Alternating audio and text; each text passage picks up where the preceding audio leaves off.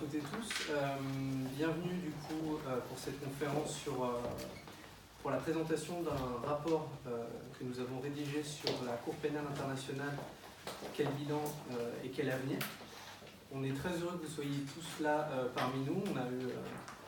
Cet événement a suscité un très grand intérêt et on s'en félicite énormément. Je pense que tous les contributeurs sont très heureux de voir une salle remplie. Alors ce rapport il a été mené déjà, dirigé par Alexandre Négrus, qui est président de l'association Ambassadeurs de la Jeunesse. Et avant de débuter cette conférence de présentation de façon très, très brève, je vais juste présenter ce qu'est les Ambassadeurs de la Jeunesse et ce que nous faisons. Les Ambassadeurs de la Jeunesse, c'est un think tank international qui travaille sur les relations internationales, sur la géopolitique par l'intermédiaire de plusieurs biais que sont la recherche notamment, la recherche qui est développée par un certain nombre de structures qui composent l'association et le think tank que nous sommes, notamment les commissions thématiques de travail qui sont au nombre de 6. Il y a une commission sécurité et défense, droit justice, droits de l'homme, économie et finances, une commission culture, et par l'intermédiaire également de délégations continentales qui sont nos implantations sur les différents continents. Donc nous avons des délégations Amérique du Nord, Amérique du Sud, Amérique latine, Europe, Proche et Moyen-Orient, Asie et Océanie. Et recherche qui est également développée par notre centre international, le CIRA, le Centre international de recherche et d'analyse, qui est composé de 4 pôles, un pôle armé, nouvelles technologies, radicalisation et terrorisme, et ressources et développement énergétique. Voilà, ça c'est le premier biais, le biais recherche. Voilà. Il y a un deuxième biais qui est celui de la formation qui sont dispensées par l'Institut de formation droit international et à la diplomatie. Formation dans le domaine du droit international et des relations internationales. Et on se félicite encore une fois de l'intérêt que suscitent les formations que dispense cet institut, qui compose également le think tank que nous sommes. Il y a également un volet très logique qui est celui des recommandations qui découlent de la recherche, et donc des recommandations qui sont émises à destination d'entités publiques et privées. Publiques, cela peut être des organisations internationales, cela peut être des représentations diplomatiques, parfois des gouvernements et des entités privées comme des entreprises. Et un dernier biais, enfin, par lequel nous travaillons, c'est le biais de l'information. Information sur les relations internationales, sur le droit international. Aujourd'hui, c'est un exemple. C'est l'exemple typiquement des débats, des tables rondes, des conférences et des colloques. Voilà. Donc je suis très heureux encore une fois que vous soyez là parmi nous pour assister à cet événement. Événement qui s'inscrit justement à peu près 20 ans après la signature du statut de Rome, à quelques mois près. Et je vais introduire très brièvement encore une fois la structure de ce rapport avant que nous commencions à le présenter tout simplement, et je vais présenter aussi les différents contributeurs à ce rapport. Alors en première, pour introduire de toute façon ce rapport, ce sera la charge d'Héloïse Le Goupil, qui est juriste en droit pénal, et elle parlera notamment des compétences de la Cour. Interviendra ensuite Canel Lugien, qui est juriste et présidente de la Ligue des droits de l'homme de l'antenne de Nanterre, qui aura la lourde tâche, mais je sais qu'elle aura vraiment plaisir à le faire et qu'elle est parfaite pour le faire. Pas la lourde tâche, elle interviendra sur 2 parties. Tout d'abord sur le contexte de la naissance de la Cour pénale internationale, et ainsi que sur l'activité actuelle de la Cour pénale internationale, partie qui a été rédigée quant à elle par René Eke, qui est doctorant en droit international public, mais qui réside au Bénin, et que nous saluons très franchement et très sincèrement aujourd'hui, et qui, je l'espère, contribuera encore à de nombreuses reprises à l'élaboration de rapports. Interviendra ensuite Alexandre Négrus, qui a dirigé ce rapport. Il interviendra sur l'influence des organisations non gouvernementales auprès de la Cour pénale internationale. Interviendra ensuite Samuel Huret, juriste en droit public interne et international, qui interviendra sur les défis de la Cour pénale internationale. Et enfin, interviendra Kodjo Thomas Wowi, juriste en droit public interne et international lui aussi, qui émettra quant à lui des éléments de recommandation à destination de la Cour pénale internationale. Voilà, donc je vais laisser la parole à la première contributrice. Et sachez que de toute façon, on laissera en fin de conférence, si je puis dire, la possibilité que vous posiez un certain nombre de questions aux différents contributeurs. Voilà, je vous remercie encore une fois et puis je vous souhaite une très bonne conférence.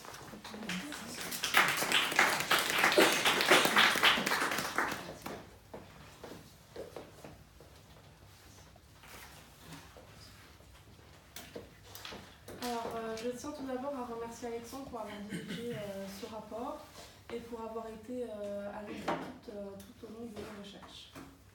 Je vais commencer d'abord par rappeler que la Cour pénale internationale est instituée par le statut de Rome le 17 juillet 1998 et c'est la première juridiction pénale permanente qui résulte de la volonté des États. C'est assez inédit dans l'histoire de la justice pénale internationale puisque les États acceptent une relation verticale avec la Cour et acceptent également la possibilité que leurs ressortissants soient jugés par une Cour supranationale. Ça marque une véritable rupture avec les tribunaux pénaux internationaux pour l'ex-Yougoslavie et pour le Rwanda, institués par résolution du Conseil de sécurité des Nations Unies, qui avait institué une relation de soumission des États vis-à-vis des tribunaux. Pour que la Cour pénale internationale soit compétente des faits commis, il faut que les actes soient qualifiables d'un des crimes énumérés par le statut de Rome, à savoir les crimes de génocide, les crimes contre l'humanité, les crimes de guerre et depuis peu le crime d'agression.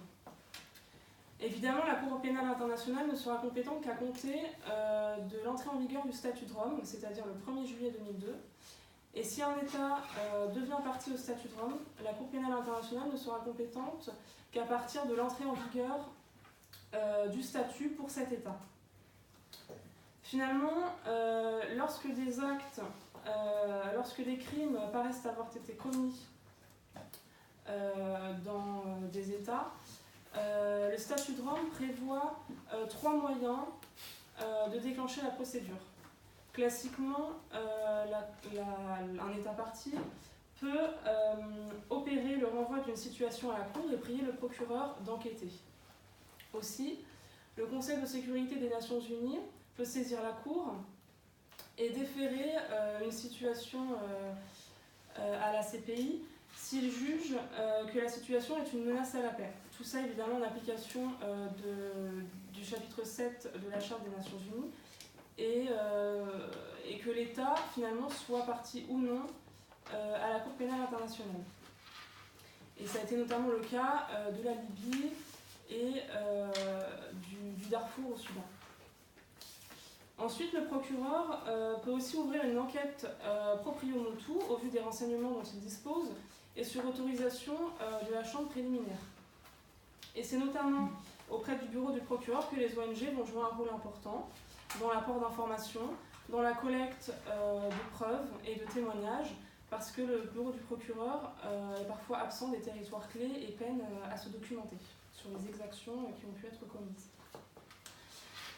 Le travail des ONG est important puisque la preuve règne devant la CPI est le témoignage, et on peut y voir ici l'influence de la common law, ce qui signifie que sans témoin, il ne peut pas y avoir de procès. Et on insiste en puissant à la disparition de nombreux témoins dans certaines affaires, ce qui pousse la Cour pénale internationale à privilégier la preuve écrite et les ONG à protéger le mieux possible les témoins. La Cour pénale internationale et plus spécifiquement le bureau du procureur sont souvent l'objet de vives critiques. La Cour pénale internationale est souvent accusée de ne viser que les pays africains. Les examens préliminaires sont trop longs. Par exemple, la situation en Colombie est sous examen préliminaire depuis 2004. Et Madame Bensouda, procureure de la CPI, qui tente de gagner en légitimité en se montrant impartiale dans le choix qu'elle fait des examens préliminaires et des enquêtes, établit quelques critères de sélection dans des documents de politique générale qui vont lui permettre de mettre en place une sorte de prévisibilité de la politique pénale du bureau du procureur. Elle s'engage aussi à accélérer les examens préliminaires.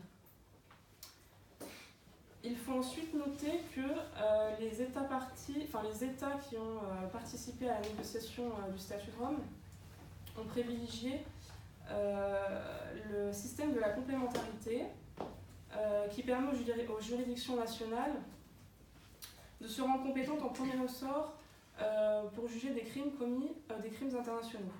Cela signifie que la CPI ne peut intervenir que si l'État naturellement compétent ne peut pas ou ne veut pas poursuivre.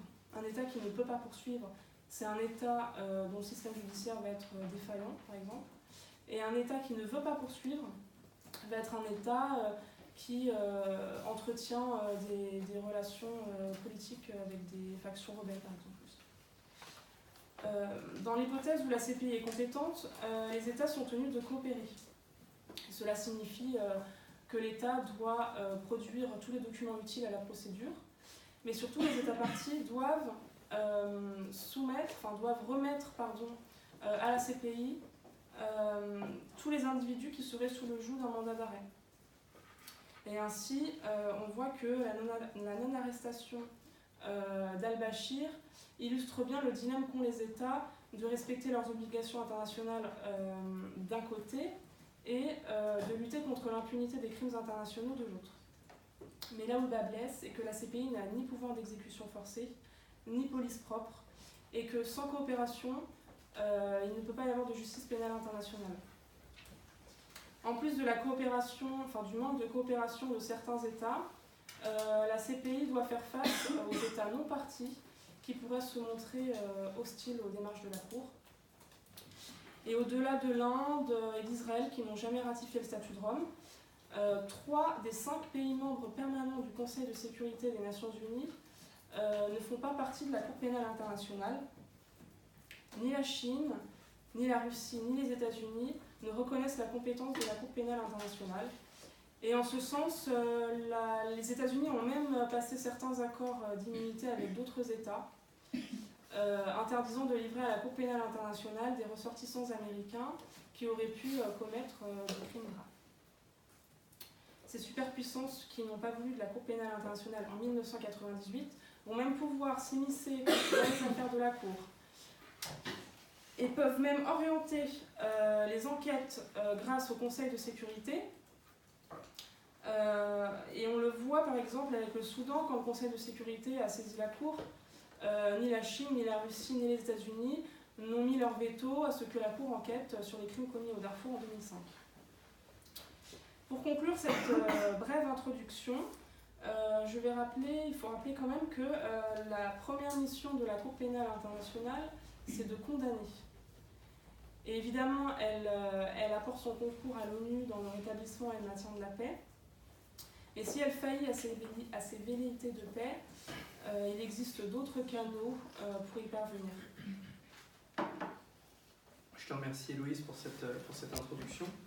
Introduction durant laquelle on a pu constater brièvement la structuration de la Cour pénale internationale, les mécanismes et notamment les règles procédurales qui la concernent. Tu as évoqué l'influence des ONG, Alexandre se chargera tout à l'heure de l'évoquer plus en détail. Et enfin les défis que Samuel évoquera à la suite.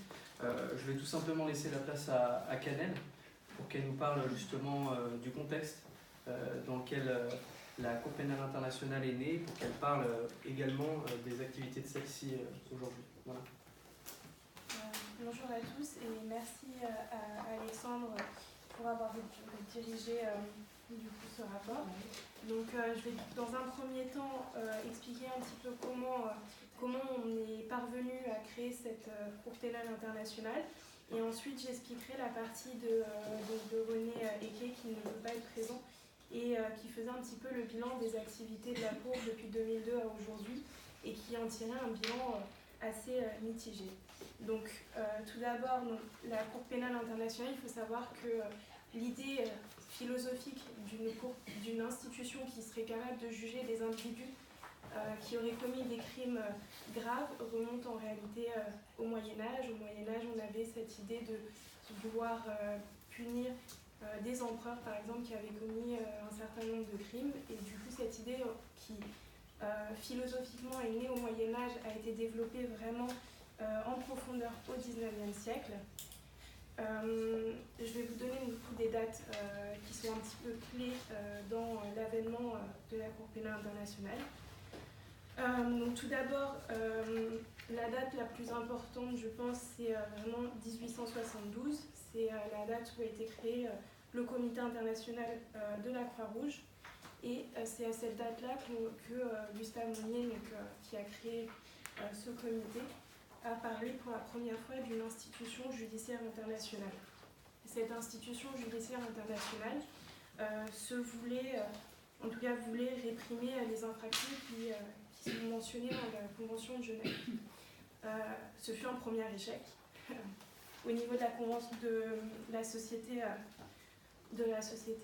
civile internationale, ça a été un échec. Les États n'ont pas voulu se soumettre, en fait, laisser un petit peu de souveraineté et donc du coup créer une institution internationale dans ce sens.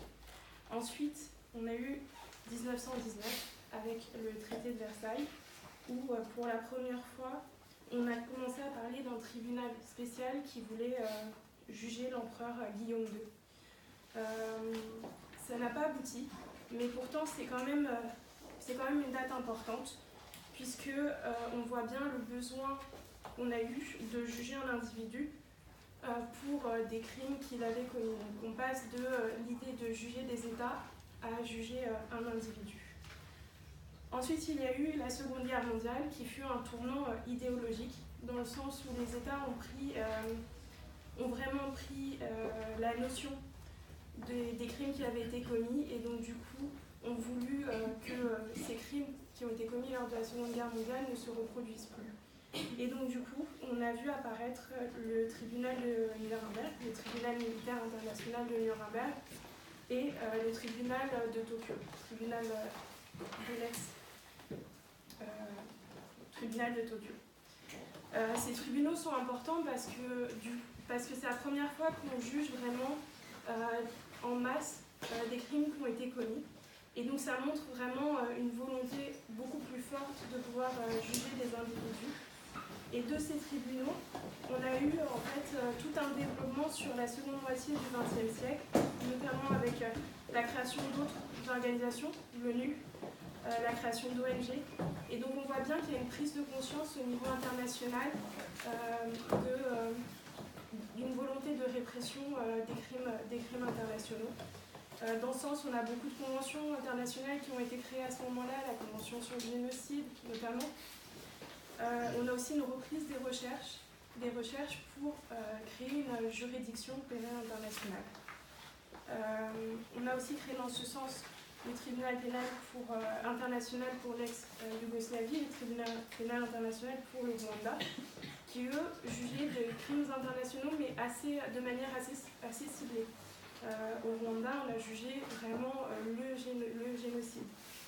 Et tout ce mouvement de la seconde moitié du XXe siècle a donné lieu à la création de la Cour pénale internationale, qui a été créée par le statut de Rome en 1998, mais qui fut appliquée en 2002 par un manque de ratification des États. Donc on voit que même si on a quand même une prise de conscience au niveau international, on a quand même des États qui, en tout cas en 1998, n'étaient pas pour ratifier tout de suite le statut de Rome pour mettre en place la Cour pénale internationale.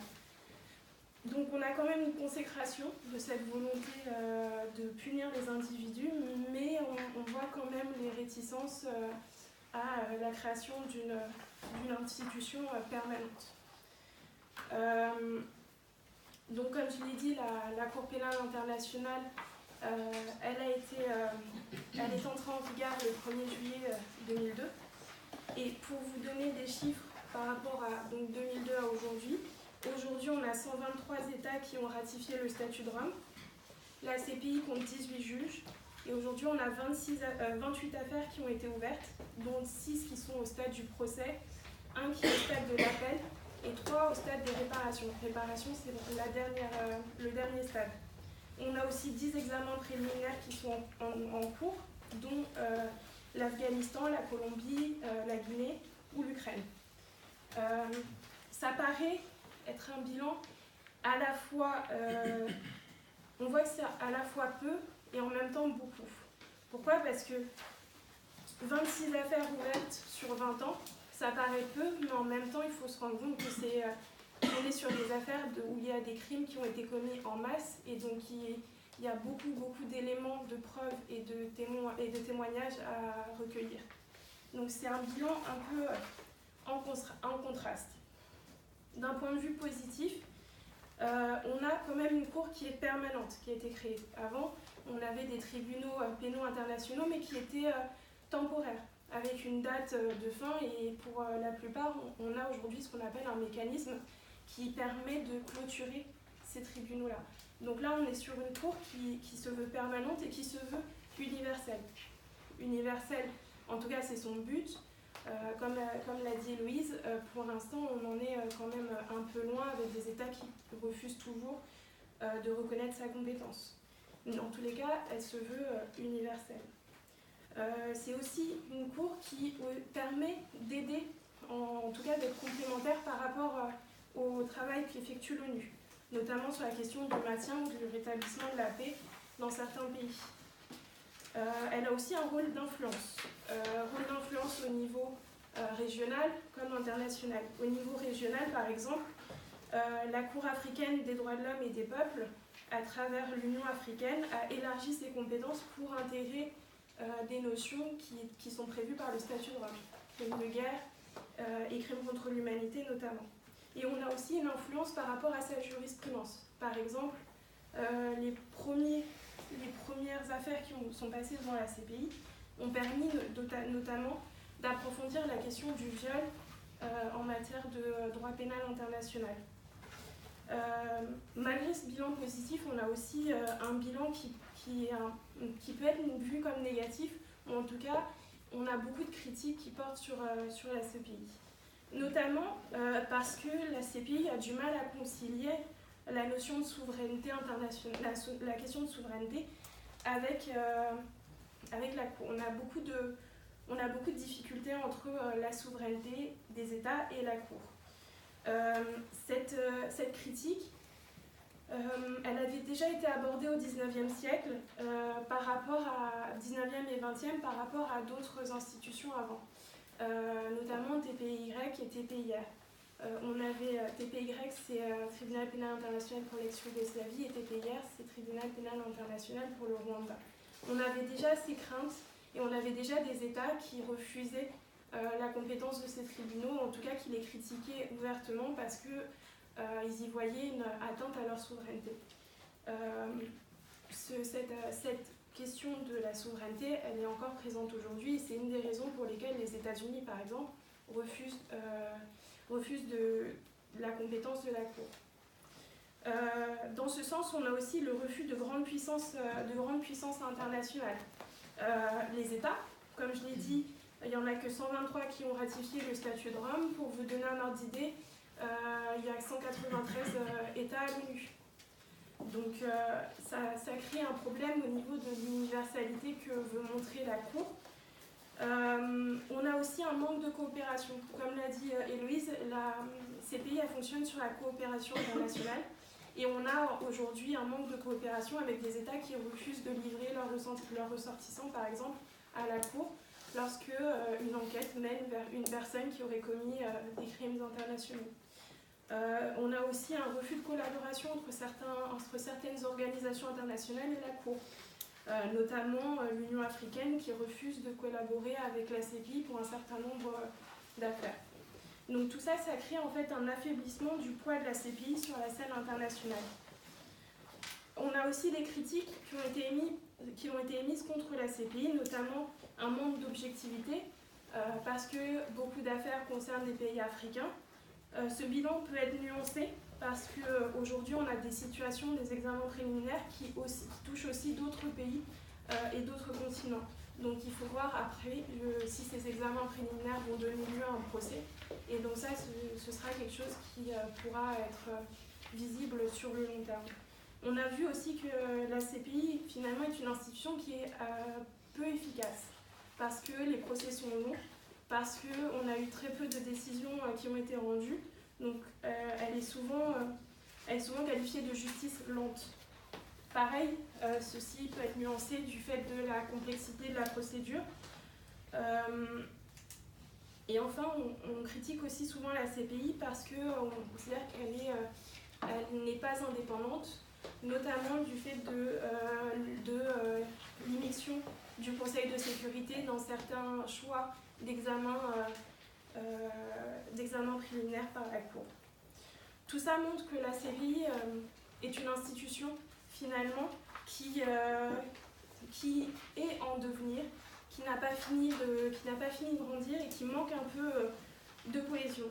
D'un côté, on a une organisation permanente qui est en train de se développer et qui permet de juger quand même certains individus qui ont commis des crimes internationaux. Mais d'un autre côté, on a un sentiment d'inachèvement, d'imperfection quelque part. Pour finir, suite à la création de la CPI, on a vu aussi se créer de plus en plus des juridictions internationales dites mixtes ou hybrides. Par exemple, le tribunal spécial de la Sierra Leone en 2000 ou le tribunal spécial pour le Liban.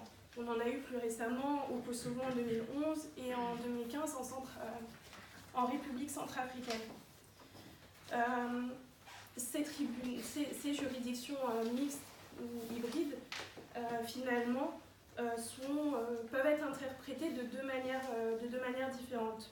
On peut les considérer comme un avancement et comme le développement du droit international pénal, comme une forme finalement de mondialisation de ce que c'est que le droit international pénal, mais en même temps on peut aussi les considérer comme finalement un témoignage d'échec dans la prévention des crimes internationaux et finalement le reflet d'un retour plutôt en arrière vers une justice qui serait pénale, mais qui serait plutôt régionale et dans lequel on inclurait finalement du droit international à travers la notion des crimes internationaux qui seraient jugés dans les États eux-mêmes. Merci beaucoup. Oui, donc la Cour pénale internationale, c'est l'histoire de sa création, c'est l'histoire du développement finalement du droit international pénal au cours du temps. Et oui, tu as bien fait de le préciser, de parler d'un bilan nuancé finalement. Il y a toujours rien n'est blanc ou noir finalement. Il y a des aspects positifs et des aspects négatifs. Néanmoins, ce qu'on peut souligner, et ce qui me semble le plus important effectivement, c'est que ça fait 20 ans, c'est quand même une jeune juridiction. Ça n'excuse en rien, mais c'est quand même un élément à soulever. Et il faut dire quand même que le travail de cette juridiction est particulièrement conséquent, ce qui peut expliquer un certain nombre d'aspects. On va continuer cette table ronde avec Alexandre qui va intervenir sur l'influence des organisations non gouvernementales dans le travail de la Cour pénale internationale. Merci, bonjour à toutes et à tous. Alors je vais commencer par deux remerciements. Le premier, je vais la jouer à la Cicéron qui commençait ses interventions en flattant le public, tout simplement en vous remerciant d'être mobilisé un samedi après-midi. Avec l'association, on a coutume de faire nos événements le samedi après-midi et on est toujours heureux de voir qu'il y a des gens et des jeunes qui se mobilisent pour venir écouter des histoires passionnantes. Merci aussi à tous les contributeurs. C'est l'occasion de leur redire une nouvelle fois et cette fois-ci de vive voix et physiquement parce qu'on a beaucoup travaillé par moyens interposés grâce à la technologie. Et c'est important pour moi de vous remercier parce que vous avez fourni un travail de qualité qui nous permet de sortir un rapport assez élaboré. Il va être remis au cours des prochaines semaines à une multitude d'acteurs de la justice pénale internationale. Donc on verra les critiques aussi bien négatives que positives qui en ressortiront, parce que de toute façon un travail juridique ou non d'ailleurs est toujours soumis à une analyse et à une lecture critique, et c'est important. C'est la doctrine. Et j'aimerais préciser aussi que pour ce rapport on a consulté. On n'a pas eu une idée comme ça ensemble en se disant on va écrire un rapport sur la Cour pénale internationale. Il y a des spécialistes en la matière, nous on n'en est pas. On a gardé cette modestie tout au long de la phase de rédaction et c'est pour cette raison qu'on a consulté. On a consulté des juges, on a consulté des avocats, des responsables d'ONG, enfin bref, on a consulté des acteurs qui sont concernés par les parties de ce rapport et qui nous ont permis d'alimenter aussi sur la base d'éléments factuels et véridiques nos écrits. Tu ne compteras pas les 2 minutes que j'ai prises. Non, promis. De toute façon, les 2 premiers intervenants ont bien joué le jeu. Tu as des minutes supplémentaires. Des minutes supplémentaires, mais je vais essayer de ne pas les combler. Donc, pour les ONG, c'est compliqué parce que quand on parle des organisations non gouvernementales, on ne sait pas si le propos que va tenir la personne il est positif, péjoratif, on ne sait pas. On ne sait pas parce qu'on a tellement l'habitude d'entendre parler des ONG avec plusieurs points de vue, parfois des ONG qui sont sous le feu des critiques, on ne sait plus où on en est. Et s'agissant de la Cour pénale internationale, c'est encore plus compliqué. Parce qu'une des premières critiques adressées à la Cour pénale internationale, c'est son... Je ne vais pas être catégorique, c'est que parfois on lui reproche de ne pas être totalement impartial ou d'être orienté. Or, qui oriente ses travaux essentiellement? Les ONG. S'il n'y a pas les ONG, la Cour pénale internationale ne peut pas mener les enquêtes. Vous l'avez rappelé, Loïse, Canel, la Cour pénale internationale, elle n'a pas de police propre, elle n'a pas de moyens, déjà elle n'a pas de moyens du tout. Hein. Le budget de la CPI, je vais faire une petite parenthèse sur le budget de la CPI. J'ai écouté un documentaire sur France Culture qui mentionnait que le budget de la CPI était équivalent à celui de certaines universités françaises. Alors pas aujourd'hui parce qu'il a un petit peu augmenté par rapport aux années précédentes, mais le budget de la CPI est faible. Et ça, il faut aussi le savoir parce que ça explique un certain nombre de choses. L'argent, c'est le nerf de la guerre dans tout. Et pour une juridiction, et d'autant plus internationale, c'est compliqué. Parce que quand il n'y a pas de fonds, on ne peut pas enquêter correctement. Et quand on ne peut pas enquêter correctement, on se repose sur qui? Sur des acteurs extérieurs. Les acteurs extérieurs, en l'espèce, ce sont les organisations non gouvernementales. Ce n'est pas une critique, c'est un constat. Après, j'ai envie de dire, heureusement. Heureusement que les ONG, elles sont là pour ça. Sinon, on ne crée plus d'associations, on arrête tout et on ne fournit aucun travail. Alors, heureusement qu'il y a les ONG. Mais il faut qu'avec le temps, on parvienne à trouver un équilibre par rapport à ce travail commun entre la Cour pénale internationale et les organisations non gouvernementales. Je parlais il y a quelques minutes des consultations qu'on a effectuées. Pour rédiger ce rapport, on a consulté des universitaires, une responsable d'une ONG. À chaque fois qu'on a posé la question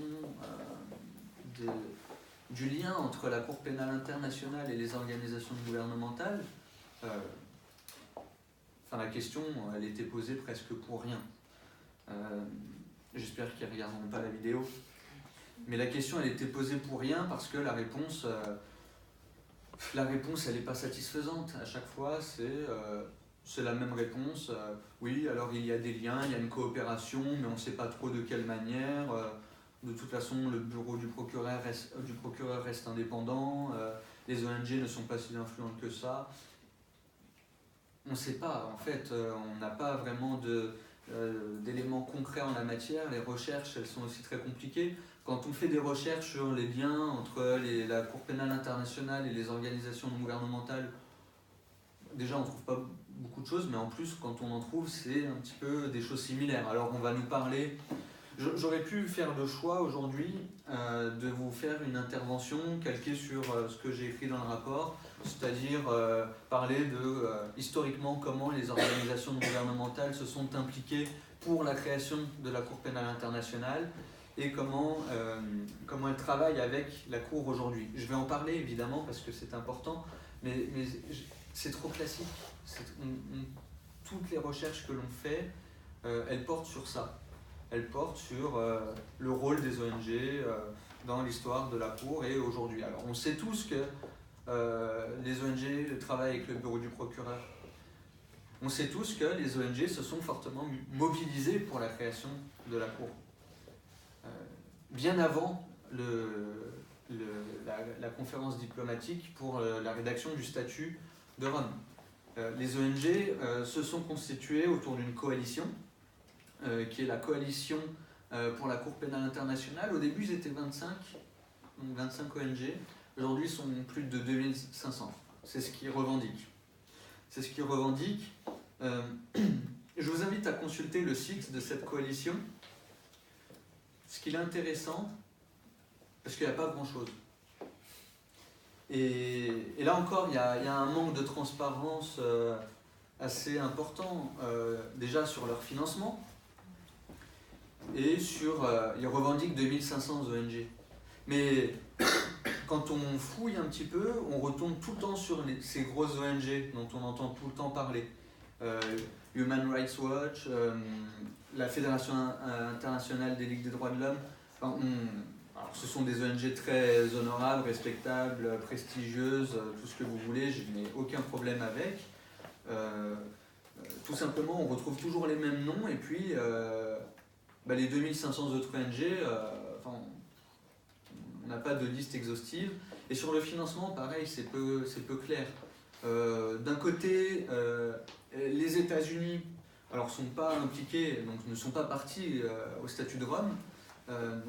Les États-Unis ne sont pas un État parti, mais en attendant, beaucoup de financements de cette coalition proviennent de fondations américaines, donc de fondations privées. Alors c'est de l'argent privé, on n'a rien contre l'argent privé. Il y a des États, il y a pas mal d'États européens qui financent cette coalition. Je vais vous en citer quelques-uns. Il y a la Belgique, le Danemark, la Finlande, le Liechtenstein, l'Autriche, la Norvège, les Pays-Bas, Suède, l'Irlande. Bon, il y a plusieurs États qui financent cette coalition, mais on n'a pas plus d'indications que ça. Cette coalition, elle est importante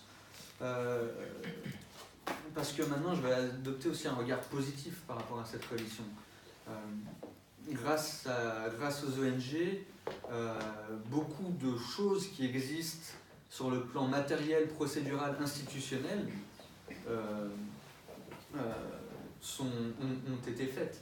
Et les organisations non gouvernementales, dès lors qu'elles travaillent avec un point de vue objectif, les résultats peuvent être vraiment concrets.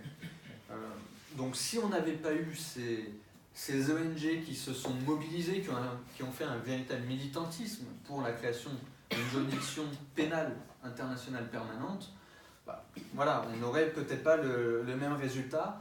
Le statut de Rome, il est toujours imparfait. Encore une fois, c'est un document juridique, c'est toujours imparfait. Mais en tout cas, il y a eu beaucoup d'apports grâce aux ONG. Et les ONG, elles ont un fil conducteur qui est la lutte contre l'impunité. Alors à partir de ce moment-là, il n'est pas illogique qu'elle se soit mobilisée pour avoir une telle juridiction. J'aimerais revenir aussi sur un terme, le terme de lobbying. Parce que quand on parle des organisations non gouvernementales, on fait référence à du lobbying aussi. Là encore, c'est un terme un petit peu tabou dans le milieu. Parce que dans nos différentes consultations, on a posé des questions. On a demandé à des responsables, est-ce que on peut considérer que leur ONG pratique, effectue du lobbying? Alors là, c'est un petit peu langue de bois, puisque certains nous parlent, nous disent non, c'est pas du lobbying, ce sont des relations de travail. Non, ce ne sont pas des relations de travail, enfin, bon, à la fin c'est la même chose.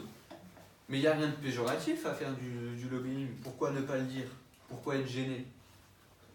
Après tout, une organisation non gouvernementale, enfin, moi quand j'ai fondé les ambassadeurs de la jeunesse, c'est pas pour me cacher que l'objectif c'est aussi de faire du lobbying. Dans ce cas-là, on ne crée rien. Alors, là aussi, il faut aussi savoir que dans le milieu, il y a certains mots qui parfois ne sont pas admis. Peut-être parce que on considère qu'en droit, il faut être très rigoureux sur les termes. Mais c'est justement parce que je suis rigoureux que je considère qu'il s'agit d'un lobbying. Concernant les méthodes de travail des ONG, là encore, elles ont fait un travail remarquable parce qu'elles ont pénétré tous les réseaux d'influence. Les réseaux politiques, diplomatiques, juridiques.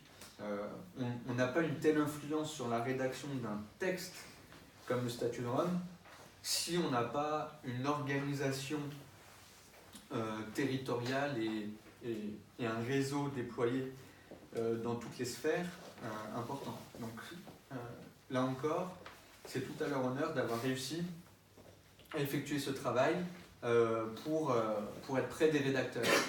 Et je vais même vous dire une chose, c'est qu'à Rome, vous savez, quand il y a un événement diplomatique comme ça, une telle conférence comme la COP 21, 22, 23, tout ce que vous voulez, toutes ces grandes conférences internationales, il y a toujours des délégations.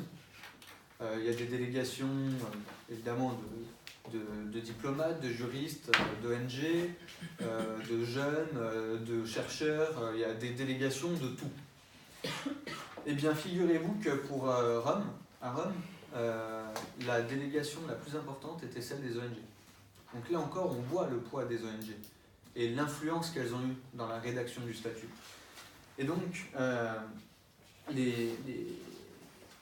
cette influence, elle a permis aux ONG de pouvoir influer, comme je l'ai dit précédemment, sur le plan matériel, procédural, institutionnel. Quelques exemples. Avant que les ONG jettent un coup d'œil dans le statut tel que rédigé par les conseillers juridiques de chaque État, eh bien, dans le statut, la question des violences sexuelles faites aux femmes n'apparaissait pas. Et cela a heurté la société civile, représentée par les organisations non gouvernementales, et avec un intense travail de lobbying, les ONG ont réussi à insérer une disposition sur cette question des violences sexuelles faites aux femmes en temps de conflit armé. Autre petite parenthèse, là je parle de violences sexuelles faites aux femmes. Il faut aussi savoir que les violences sexuelles ne concernent pas que les femmes. Les hommes en sont aussi victimes. Je vous recommande pour cela un documentaire dans lequel figure Céline Bardet, qui est une juriste qui est présidente d'une ONG qui lutte contre les violences sexuelles en temps de conflit armé. Ce documentaire concerne la Libye et montre les violences sexuelles faites aux hommes en Libye. Et c'est assez édifiant, c'est assez dur. mais je vous recommande, surtout ceux qui sont juristes, je vous recommande de le regarder parce que vous savez, quand on est étudiant en droit, et ça c'est très franco-français, quand on étudie le droit, c'est très théorique. Et d'autant plus en droit international pénal, on parle des grands crimes, on parle du crime de génocide, de crime contre l'humanité, crime de guerre, crime d'agression. Mais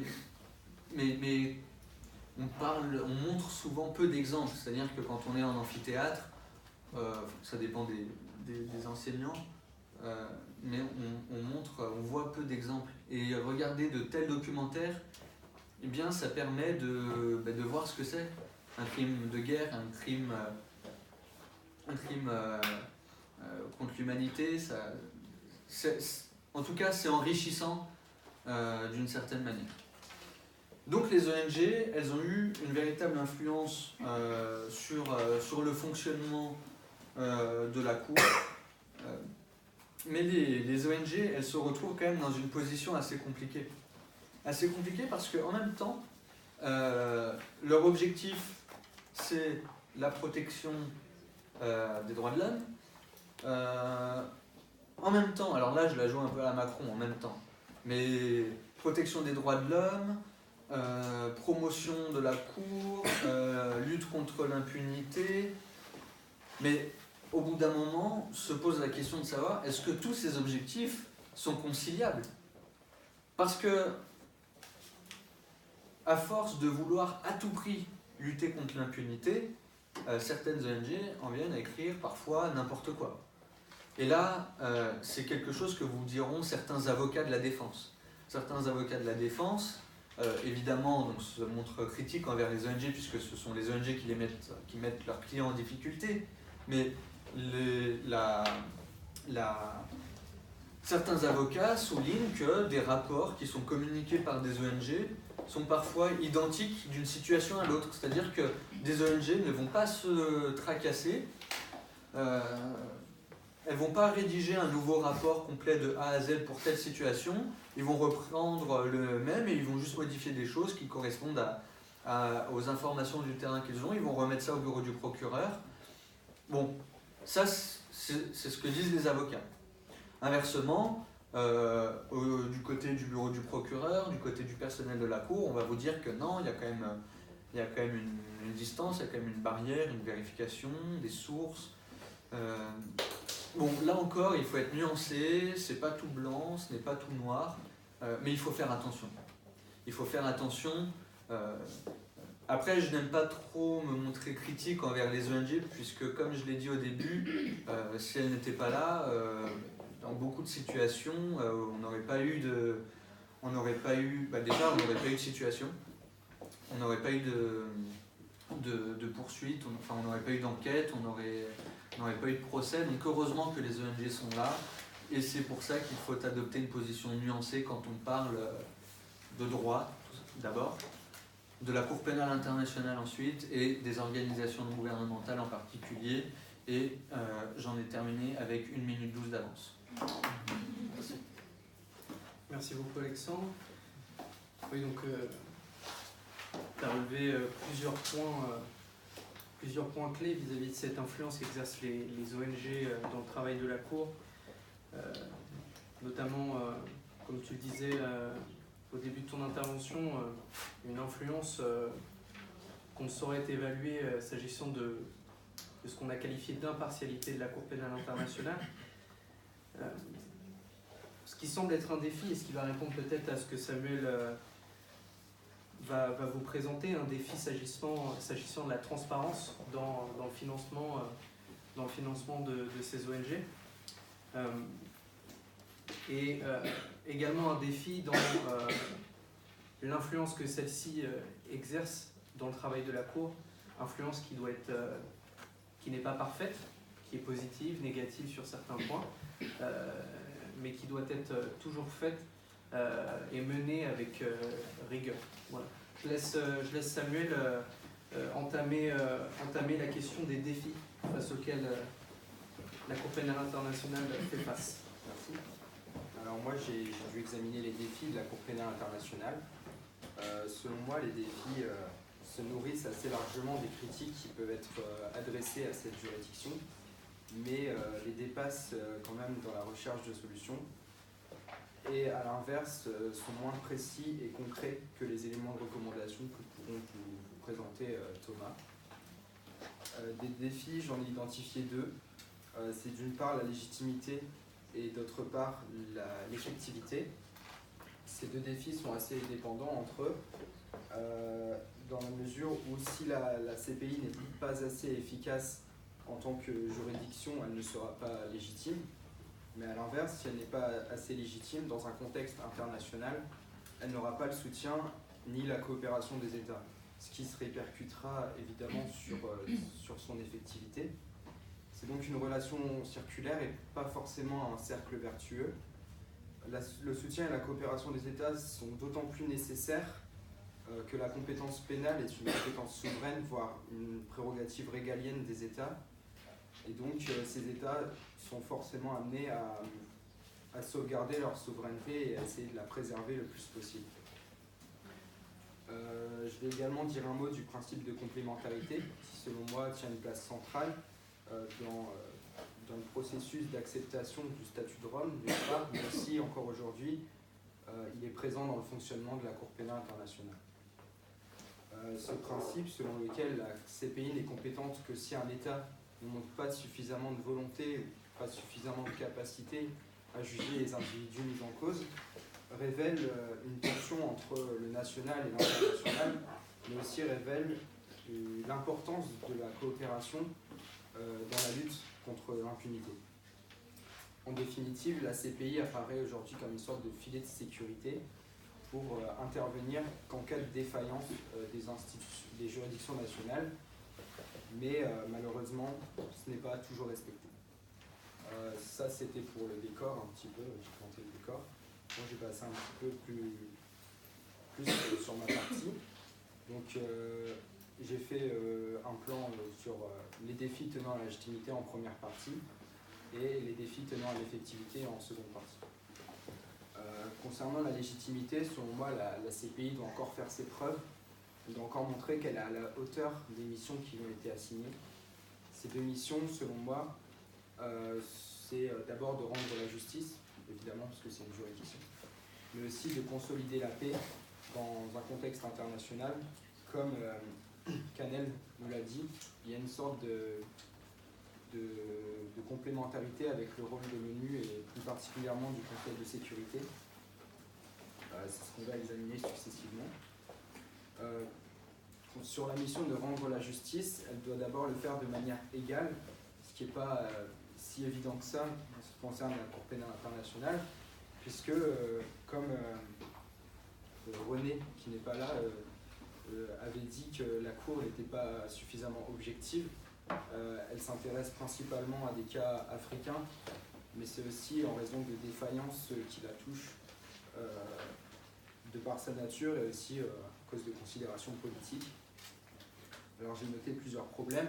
C'est d'une part le fait qu'elle ait une base conventionnelle. Alors c'est à double tranchant. La base conventionnelle, le statut de Rome de la Cour pénale internationale, c'est à la fois une bonne chose parce que ça montre que des États ont accepté de se soumettre à une juridiction internationale, mais en même temps, ça offre aussi la possibilité aux États, en raison de leur souveraineté, de ne pas souscrire au statut de Rome. Et c'est à cause de ça, justement, qu'on a aujourd'hui 70 États qui ne sont pas partis au statut de Rome. Par conséquent, ça rend un petit peu plus difficile l'ambition universaliste de la Cour pénale internationale. C'est d'autant plus difficile que 3 des 5 pays, États permanents au Conseil de sécurité ne sont pas membres du statut de Rome, mais pourtant, par l'entremise du Conseil de sécurité, peuvent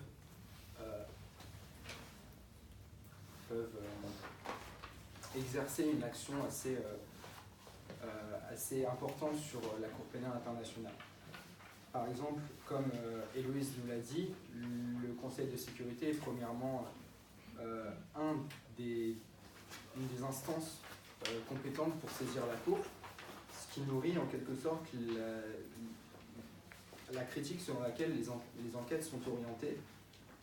D'autre part, le Conseil de sécurité a également la possibilité de suspendre les enquêtes devant la Cour pénale internationale, ce qui a été utilisé 2 fois, en 2002 et en 2003, au bénéfice évidemment des États-Unis. C'est donc la Cour pénale internationale qui devient illégitime, car des États qui ne sont même pas membres peuvent exercer une action sur sa politique pénale. Enfin, il y a aussi...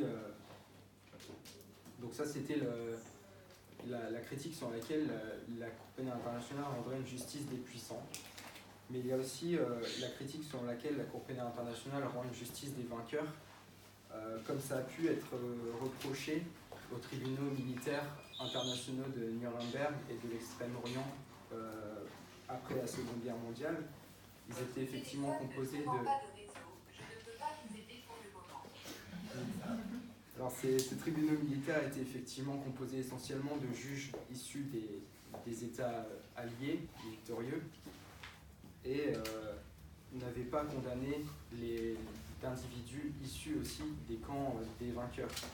Cette justice des vainqueurs, cette critique peut revenir avec peut faire un écho assez important à la situation de la Côte d'Ivoire en 2010-2011, car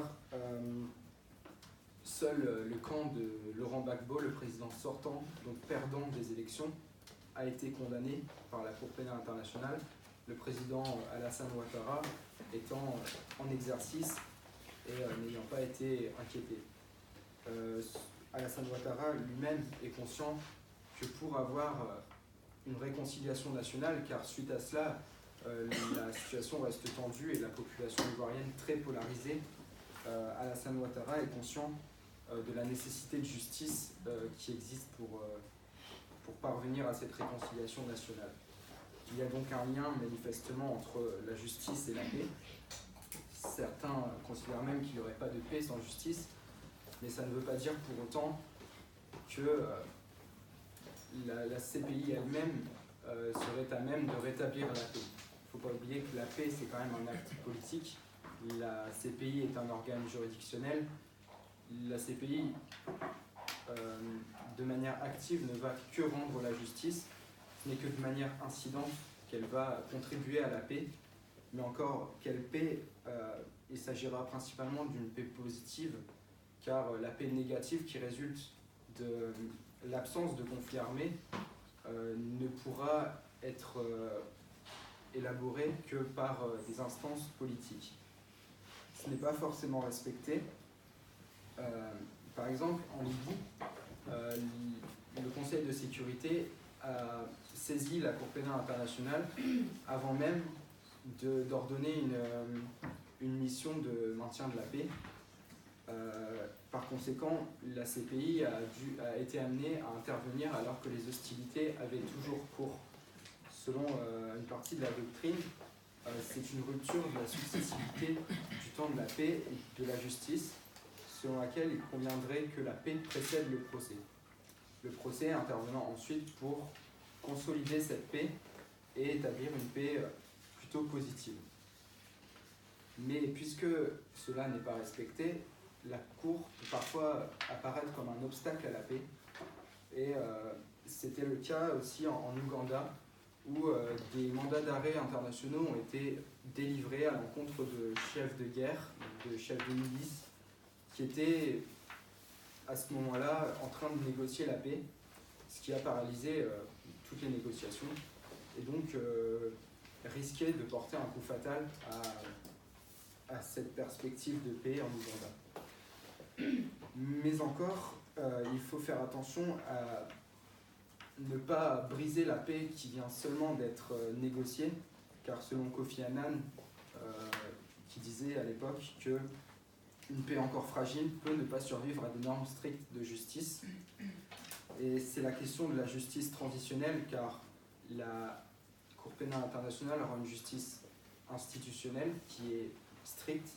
Il existe à côté de ça une justice transitionnelle, donc des normes de justice plus souples, plus adaptées aux situations aussi, qui ne visent pas spécifiquement à condamner, à l'inverse, comme nous l'a dit Héloïse, de la Cour pénale internationale, mais qui cherchent simplement à établir la vérité et la lumière, et peut-être donner des noms des personnes qui ont fait ça, pour que les victimes se sentent aussi soulagées que cette affaire soit derrière eux. Et donc, à ce niveau-là, une disposition du statut de Rome permet au procureur de se dessaisir lorsque une enquête ne serait pas conforme aux intérêts de la justice. À mon avis, il serait peut-être plus souhaitable que la Cour pénale internationale se dessaisisse peut-être au profit de ces instances de justice transitionnelle, les comités vérité et réconciliation, les commissions vérité et réconciliation, pardon, pour mieux favoriser la paix, on va dire. Et donc ensuite j'ai abordé la question de l'effectivité, donc l'effectivité qui contribue aussi à la légitimité, et donc le manque d'effectivité contribuant au manque de légitimité. Il y a à la fois des difficultés externes, certes, à cause du manque de coopération des États, mais aussi et surtout des difficultés intrinsèques qui sont uniquement imputables à la Cour pénale internationale. Donc, parmi ces difficultés intrinsèques, il y a des lenteurs de procédure, manque de résultats, même si selon moi c'est un peu une erreur d'analyser le bilan d'une juridiction seulement à l'aune de ses résultats, car une juridiction, quelle qu'elle soit, n'est pas faite pour condamner systématiquement, mais pour examiner une situation au regard du droit et condamner le cas échéant. Concernant les lenteurs, cependant, la procédure comporte une certaine temporalité pour permettre de respecter le droit de la défense et le principe du contradictoire, mais selon certains juges, cette temporalité doit être aussi mise en balance avec le droit des accusés à un procès rapide. Il y a donc une contradiction qui, selon le juge italien, ne peut être surmontée que si on institue dans le statut de Rome des délais de procédure qui soient fixés à l'avance pour chaque étape de la procédure, donc que ce soit l'instruction, ou l'enquête ou le procès. Et malgré tout, en matière d'instruction, il y a des difficultés pour enquêter et instruire les affaires. Le bureau du procureur doit, comme disait Alexandre, aussi se remettre aux organisations internationales, aux organisations non gouvernementales, pardon.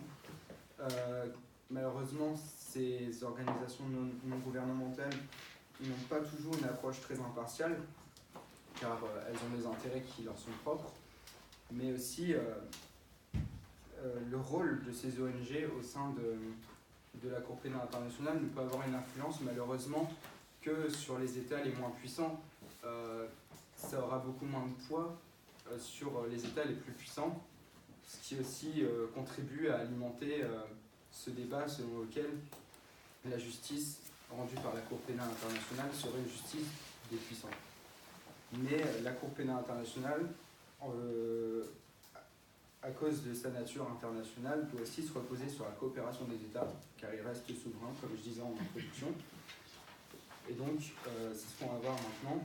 La coopération est minée en quelque sorte par le déficit de légitimité de la Cour pénale internationale, que ce soit au niveau des États africains, c'est un manque de légitimité, mais aussi à cause des États qui la financent, qui attendent beaucoup de la Cour pénale internationale et envers lesquels la CPI souffre d'un manque de crédibilité. C'est malheureusement le cas parce que la CPI demande chaque année toujours plus de fonds pour alimenter son budget, sans montrer de façon crédible et transparente la manière dont ces fonds sont utilisés, et finalement les États qui financent seraient amenés à se demander pourquoi ils la financent, et sont de plus en plus réticents à mettre la main à la poche. Donc si cette coopération financière venait à cesser, ça pourrait être assez désastreux pour pour la Cour pénale internationale, mais même au-delà de ça, on se demande si c'est vraiment sain pour une juridiction internationale qui est censée être indépendante et impartiale de devoir dépendre financièrement de puissance. Malheureusement, comme Alexandre vous le disait, l'argent est le nerf de la guerre et je ne vois pas comment on pourrait échapper à cet état de choses. En outre, envers les États africains majoritairement, il y a un manque de légitimité. Ce manque de légitimité est aussi alimenté par l'Union africaine parce que, comme on le sait, la Cour pénale internationale n'a inquiété quasiment que des dirigeants africains. Et ces conséquences de ce déficit de légitimité sont au nombre de 3. Il y a eu d'une part l'affaire Omar al-Bashir, donc Omar al-Bashir, président soudanais, qui se rendait dans différents États africains en visite diplomatique, alors qu'il avait un mandat d'arrêt international à son nom. Et chaque État a refusé d'appliquer ce mandat d'arrêt. C'est une situation qui est délicate, car les États étaient pris en tenaille entre leur obligation d'une part d'appliquer le mandat d'arrêt international et d'autre part de respecter l'immunité des chefs d'État. En revanche, la Cour pénale internationale elle-même n'a pas respecté cette immunité. Donc les États étaient assez... c'est une situation assez délicate. Ensuite, l'affaire Hissène Habré avec l'institution des chambres africaines extraordinaires. C'était au départ un pied de nez un petit peu à la justice rendue par la Cour pénale internationale. Mais en définitive, c'est une application du principe de complémentarité et qui plus est une application assez ingénieuse sur laquelle on reviendra juste après. Enfin, il y a les retraits du Burundi qui pourraient être suivis par celui de la Gambie et de l'Afrique du Sud, qui posent malheureusement un problème de déconstruction de l'acquis du droit pénal international.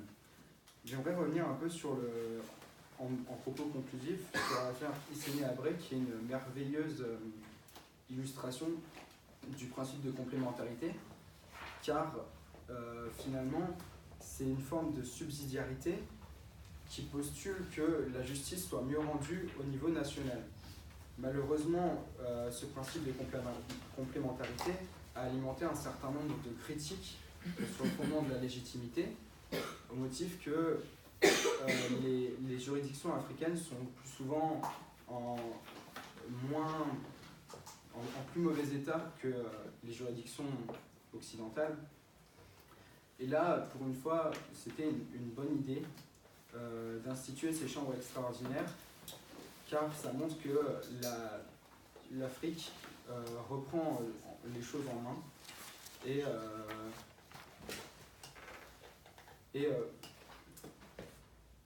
c'est une bonne chose. Merci beaucoup Samuel.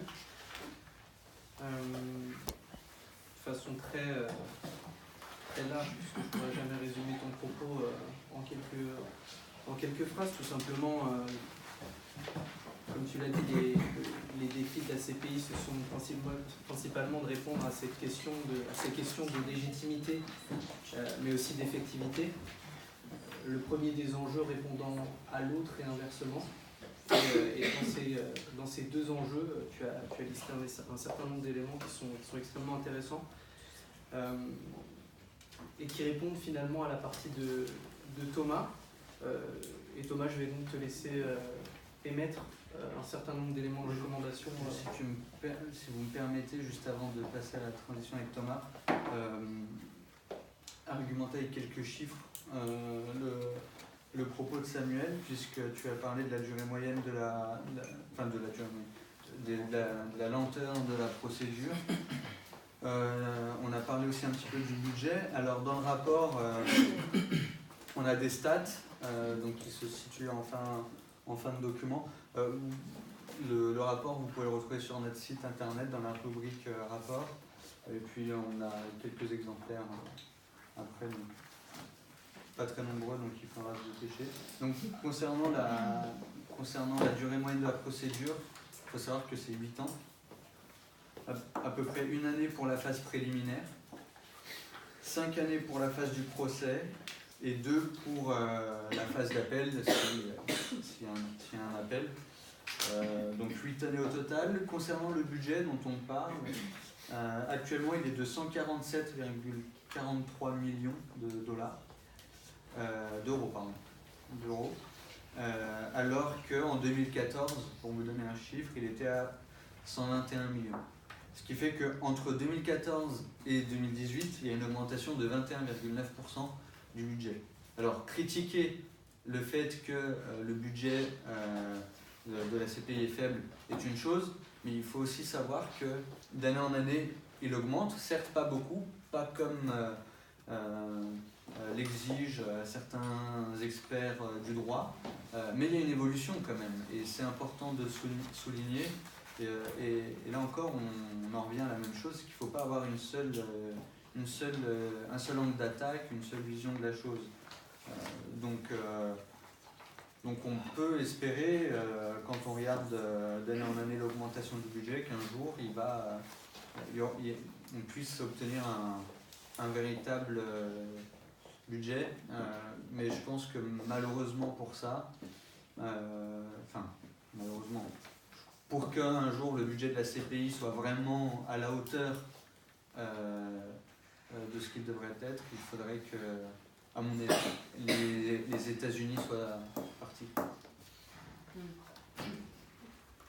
Thomas. Une question. Thomas. D'abord, je tiens à dire bonjour à tout le public, bonjour au président.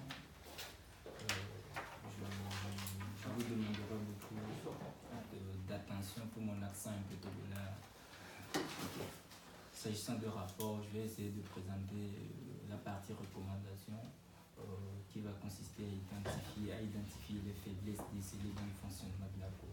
Aujourd'hui, nous sommes bien conscients que la Cour pénale internationale... Nous sommes bien conscients que la Cour pénale internationale a plus de profondeur et d'admirateurs. Elle est devenue probablement l'une des juridictions internationales pénales du XXIe siècle, dont les critiques ne tarissent guère. Ainsi, nous allons essayer de présenter la Cour en tant qu'organe remplissant une fonction juridictionnelle dont la mise en œuvre de quelques recommandations permettrait de la rendre plus attrayante, plus crédible, plus confiante. Ainsi, s'agissant de recommandations, nous allons toucher certains points de la procédure, certaines modifications du TSC, le volet politique surtout, la relation de la CPI avec ses États pourfendeurs. En tant qu'État pourfendeur, je veux parler de l'Afrique et des États-Unis. En termes de procédure, j'ai eu à déceler que dans le fonctionnement de la Cour, les juges qui composent, les juges qui animent la procédure au sein de la Cour ne sont pas issus de la même tradition juridique.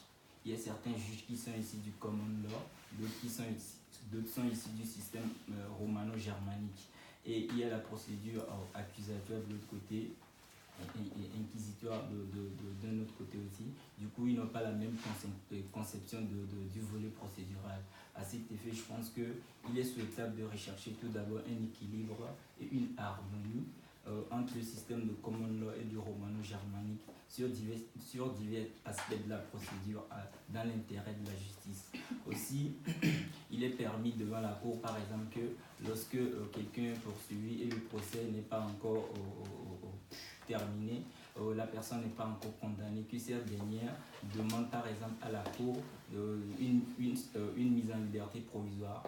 Lorsque cette dernière demande devant la Cour une mise en liberté provisoire, cette décision peut être rejetée et la personne a quand même, le présumé, le suspect a quand même la possibilité d'interjeter appel devant la chambre d'appel de la Cour pénale internationale. Ainsi, j'ai essayé de déceler à ce niveau aussi qu'il n'y a pas un délai. Lorsque on oppose une décision de refus à quelqu'un qui demande une mise en liberté provisoire devant la CPI, le statut est muet, le règlement de preuve et de procédure aussi est muet. Il serait intéressant aussi que les juges, à travers leur jurisprudence, essaient d'établir une règle provisoire, parce que l'article 51-3 du statut de Rome donne le pouvoir au juge, lorsque le statut est muet, que le règlement de procédure de preuve aussi, est muet sur un certain nombre de dispositions, de pouvoir créer ce qu'ils ont appelé une règle provisoire, d'établir des règles provisoires. Aussi, j'aimerais aborder la problématique des questions de peine. Nous sommes bien conscients que la CPI connaît des infractions les plus graves du droit international pénal, notamment les crimes de guerre, les crimes contre l'humanité. Il est aussi révélateur, remarquable que le procès de Jean-Pierre Bemba, qui était amené à la Cour depuis novembre 2013, qui a été achevé octobre 2018, octobre 2018 Bemba. Mais Bemba a passé plus d'années en détention que la peine qui lui a été infligée. Bemba n'a été condamné que de 1 mois, 1 an, enfin 12 mois d'emprisonnement, alors qu'il a passé plus de temps en détention. L'un de ses co-accusateurs, Jean-Jacques Mananga, lui également, et lui, il n'a été condamné qu'à 11 mois d'emprisonnement. Donc on se dit que pour ne pas trop saper la mémoire des victimes, il faut que la peine infligée aux accusés devant la Cour pénale internationale respecte une certaine forme de proportionnalité qui ne ressemble pas aux peines de droit commun. Un parallélisme peut quand même être fait vis-à-vis du tribunal spécial de Sierra Leone, qui a condamné le président Charles Taylor à 50 ans d'emprisonnement. On interpelle la CPI à ce niveau de revoir, pas d'infliger une grande peine, mais plus proportionnelle.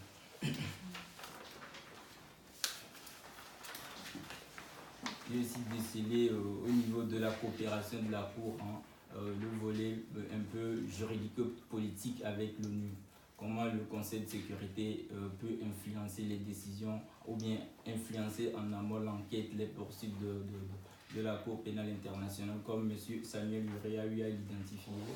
Notamment la manipulation, j'ai même vu l'instrumentalisation de l'article 16 du statut.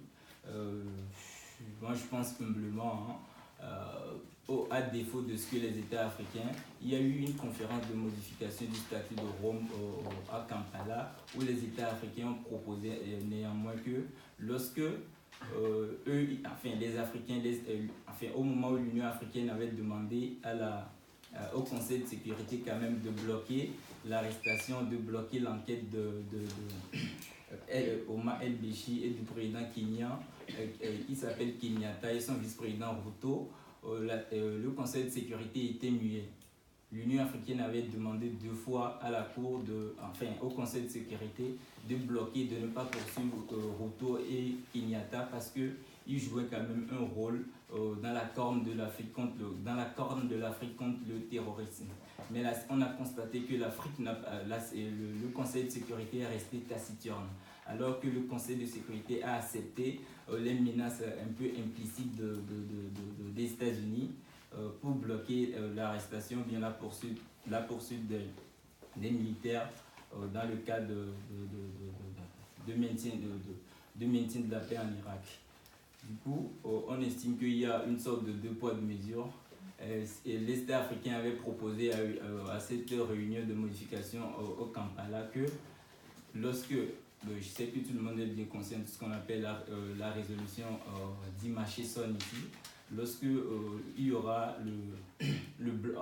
il y aura un veto au Conseil de sécurité de l'ONU, il y a une possibilité un peu déguisée qui n'est pas prévue par la Charte des Nations Unies qu'on appelle résolution d'Imaché-Son, qui dit que l'Assemblée générale peut quand même prendre une résolution à cet égard qui ne sera pas contraignant. Du coup, les États africains, à travers l'Union africaine, ont préconisé une certaine forme de résolution d'Imaché-Son, aussi en termes de l'article 16, mais qui a échoué lors de cette révision, lors de cette modification.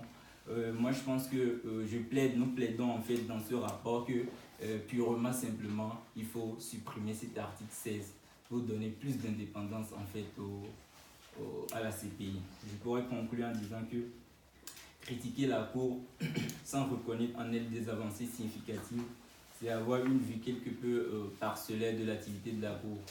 Notamment, en revanche, nous pensons que un certain nombre de recommandations peuvent permettre à la Cour, sur le plan juridique, politique, de s'acquitter pleinement de sa mission pacificatrice dans la relation internationale et jouer une véritable rôle de matrice de juridiction pénale internationale dans le développement du droit pénal international et du droit humanitaire.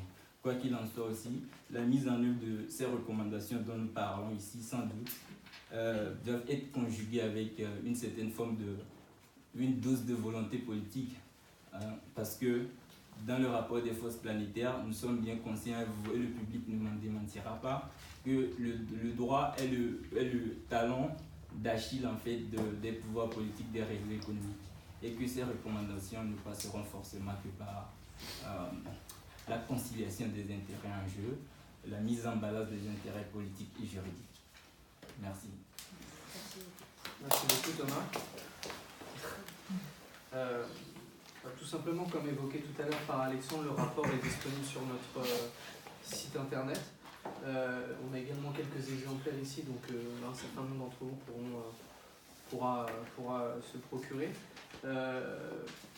On va laisser la parole au public, mais peut-être avant aux différents intervenants. Je ne sais pas si vous avez des remarques à faire ou des questions sur les propos de chacun. Donc, tout simplement, si vous avez des questions, vous pouvez les poser aux différents contributeurs. Voilà. Oui. Moi, j'aimerais bien savoir si vous pensez que c'est réellement faisable de limiter la période de temps qui est prise pour l'investigation, le procès et tout ça, parce qu'en comparant même à des affaires à des niveaux nationaux, même en France, aux États-Unis, dans différents types de systèmes de droit, ça peut prendre des années pour des procès qui impliquent des crimes très très graves, très importants. Et donc quand on compare à ces crimes pour la CPI, évidemment le niveau est encore plus haut. Donc est-ce que c'est vraiment possible d'avoir des procès qui sont limités dans le temps? Je réponds et si tu veux répondre après, puisque je crois que ça concerne ton propos. Déjà, est-ce que c'est possible? Oui, mais à une seule condition, c'est que le budget augmente. C'est-à-dire que s'il y a une augmentation du budget, il y a une augmentation de moyens pour enquêter et du coup pour aller plus vite. Après, je pense pas qu'il faut rentrer dans cette case-là et chercher à tout prix à ce que la procédure soit impérativement rapide. Après, qu'est-ce que c'est qu'un délai raisonnable?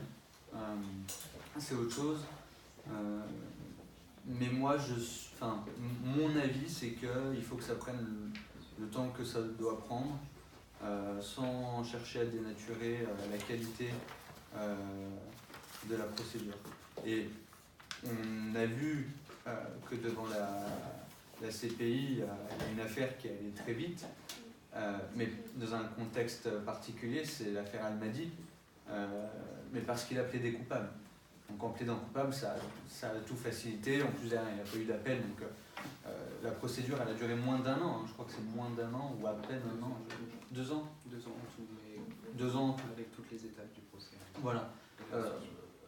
Mais parce qu'il a plaidé coupable. Et l'affaire Almadi, elle est intéressante puisque c'est la première fois qu'on juge un individu et qu'on reconnaît un individu coupable de crimes de guerre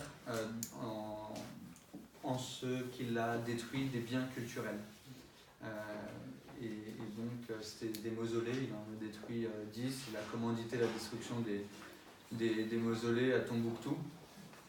Donc Almadi, c'est un djihadiste malien, et donc lui c'est un cas particulier parce qu'il a plaidé coupable et la procédure était rapide.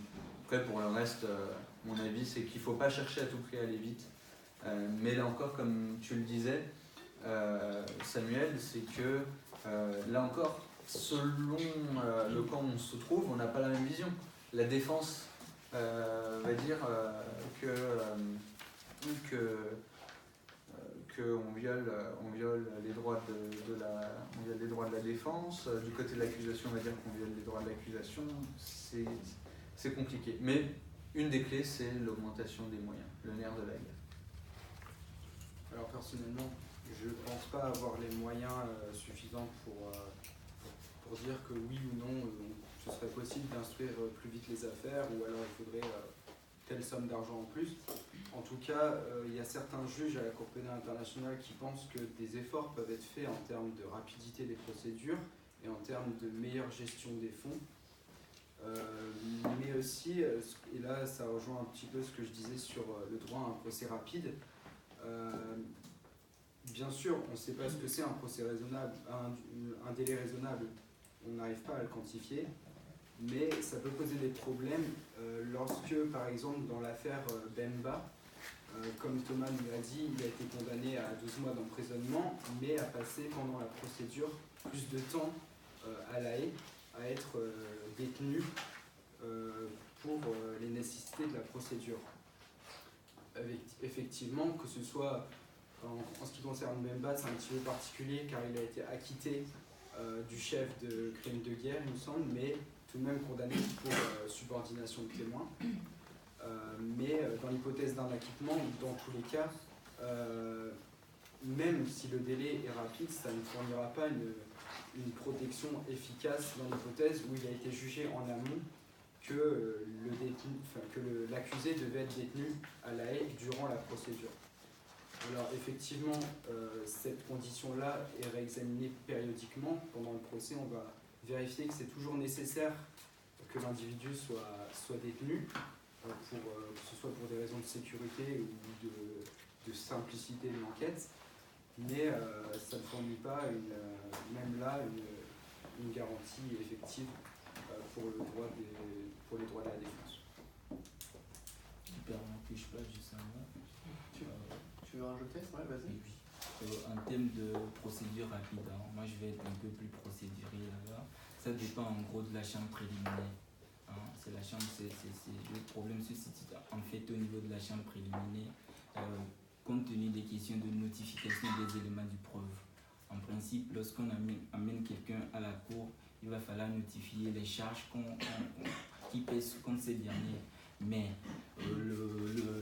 Madame la procureure aussi a tendance à rouvrir un peu les enquêtes. C'est là je parlais aussi de questions d'entente entre les juges de common law et de romano-germanique. Certains disent qu'il faut faire quelque chose avant, d'autres disent parce qu'en termes de procédure, on parle de vice de procédure. Lorsque vous négligez une étape avant d'aborder l'autre, tout le procès recommence à zéro. Donc tout se déroule au niveau de la chambre préliminaire. Merci. D'autres questions? Oui. Moi, je suis coordinateur du laboratoire du CAD, Cadre de réflexion pour le développement de l'Afrique, et nous produisons aussi des réflexions sur l'Afrique. Je suis aussi journaliste à RFI depuis 2015. Je voudrais poser ma question m'adressant si la CPI n'est pas devenue un outil géopolitique pour les puissances à la disposition des puissances, notamment du P5.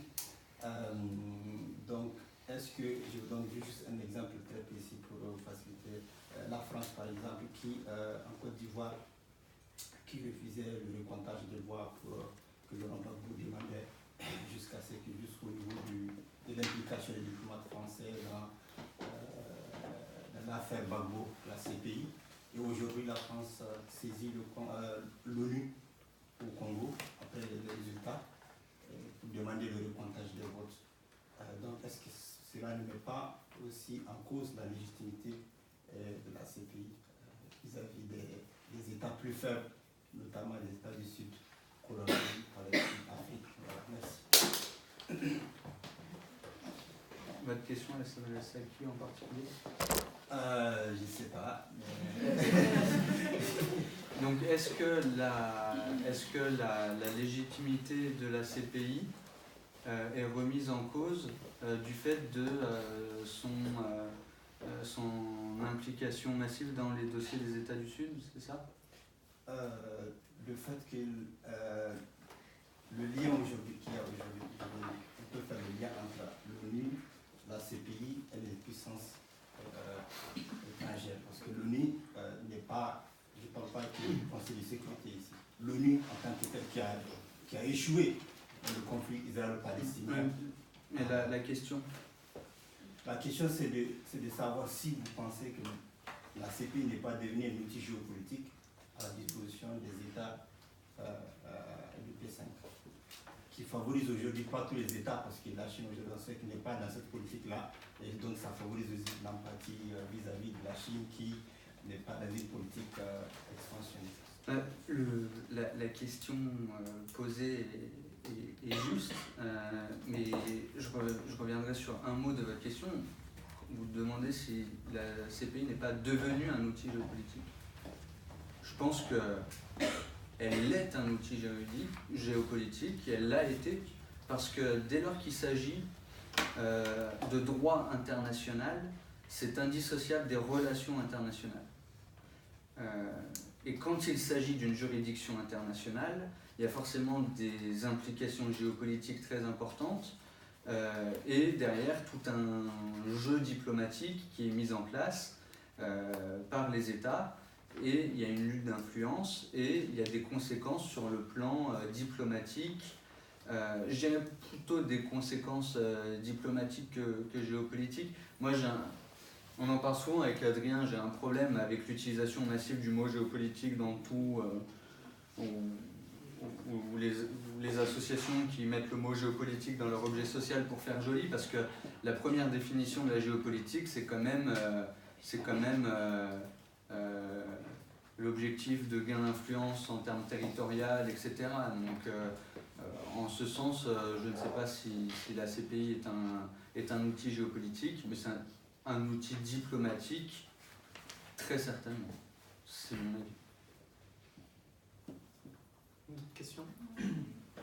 Beaucoup, peut-être poser, je vais en prendre plusieurs, j'en prends trois, par exemple, vous au milieu, allez-y.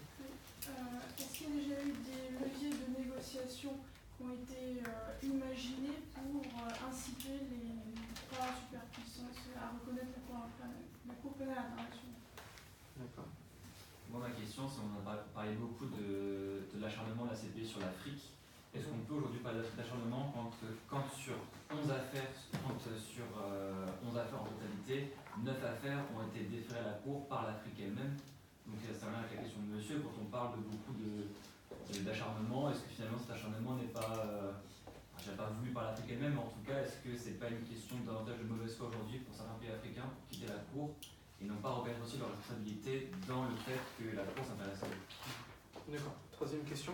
Oui. Elle s'adresse plutôt à l'ensemble de l'équipe. Quelles sont les attentes que vous avez vis-à-vis de la publication de ce rapport et de la transmission de ce rapport? Attends, on va prendre Léna aussi. Et du coup, c'était un petit peu pour revenir sur les questions géopolitiques aussi par rapport à l'Afrique, parce que c'est un peu dans le même domaine. Le cas du Venezuela qui a été menacé par des pays seulement latino-américains, donc l'Argentine, le Chili, le Paraguay et le Pérou, de poursuivre le président Maduro auprès de la Cour pénale internationale, donc ils ont demandé une enquête, etc. Et donc justement, c'est comme le cas de l'Afrique, vraiment les pays voisins qui ont demandé cette enquête. Ça n'a pas été fait par les ONG, ni par le Conseil de sécurité, donc c'est elle qui devra répondre à cette question un petit peu précise. Mais voilà, pourquoi est-ce que les pays, pourquoi est-ce que ce nouveau cas de figure apparaît et pourquoi est-ce que les ONG, le Conseil de sécurité n'est pas intervenu auparavant dans ce cas-là?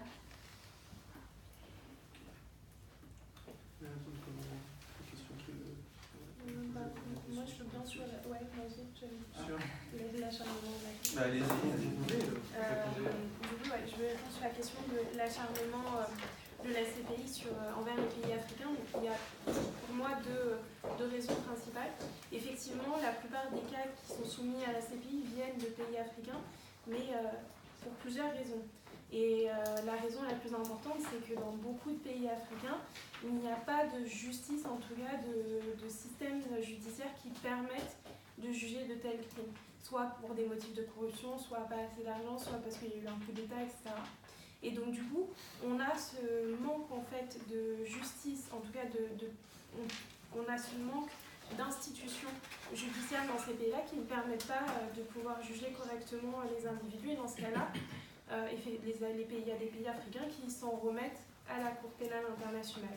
comme l'a dit très justement, comme filet de sécurité, comme en tout cas pour que ces individus soient jugés. Et je pense que du coup, étant donné qu'il y a beaucoup d'affaires qui sont été émises par des États africains à la CPI, ça explique le nombre d'affaires qui ont été jugées, en tout cas par la CPI. Moi, je ne pense pas qu'on puisse parler d'acharnement, puisque, comme j'ai mentionné, il y a beaucoup d'affaires qui ont été jugées par la CPI qui concernent les pays africains, mais on voit aussi une évolution. C'est-à-dire qu'en ce moment, il y a beaucoup d'affaires qui sont d'enquêtes préliminaires qui sont ouvertes sur d'autres pays que l'Afrique.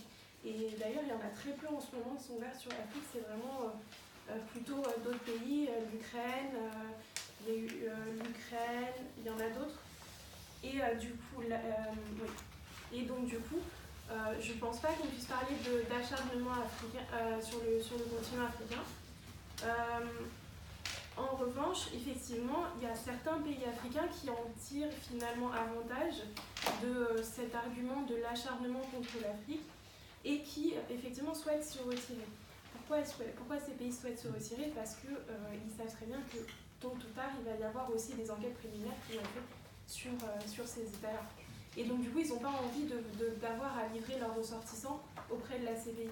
Donc c'est vrai qu'il y a beaucoup d'États africains qui se servent un petit peu de cet argument pour le retourner à leur avantage et vouloir se retirer. Après, il ne faut pas oublier que le dire de se retirer et se retirer, effectivement, c'est deux choses différentes. Et donc il y a des États qui se servent de cet argument en disant « je vais me retirer de la CPI », comme ça fait de la pub pour ce pays, enfin de la pub.